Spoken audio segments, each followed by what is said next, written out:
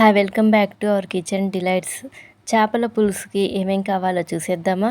2 medium size ఉల్లిపాయలు ముక్కలుగా cut చేసుకొని అందులోనే 2 చిన్న టమాటాలు, కొద్దిగా ధనియాలు, జీలకర్ర, దాల్చిన చెక్క, అల్లం, వెల్లుల్లి, లవంగాలు, మిరియాలు, గసగసాలు వేసుకొని ఇంకా అందులోనే కారం 3 స్పూన్ల కారం.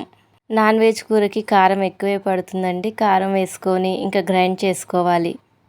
అందులోనే కొద్దిగా ఆవకాయ నూనె పోయడం వల్ల చేపల పులుసు రుచిగా ఉంటుంది.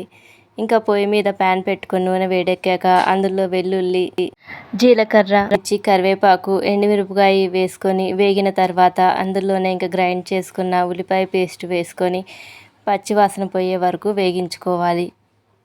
ఉల్లిపాయ బాగా వేగి నూనె తేలిన తర్వాత ఇంకా అందులో ములక్కాడ ముక్కలు వేసుకోవాలి. ములక్కాడ ముక్కలు చేపల కూరలో రుచిగా ఉంటాయి. ఒకసారి మగ్గిన తర్వాత ఇంకా అందులో చేప ముక్కలు వేసుకోవాలి. పులుసు కోసం పెద్ద నిమ్మకాయ సైజు అంత చింతపండు నానబెట్టుకోవాలి. చేప ముక్క కూడా ఒకసారి మగ్గిన తర్వాత చింతపండు రసం పోసుకొని ఇంకా అందులోనే రుచికి సరిపడా ఉప్పు వేసుకొని బాగా దగ్గరగా అయ్యే వరకు ఉడికించుకోవాలి. చివరగా కొత్తిమీర వేసుకొని స్టవ్ ఆఫ్ చేసుకోవాలి. రుచికరమైన చేపల కూర ready. Thank you for watching.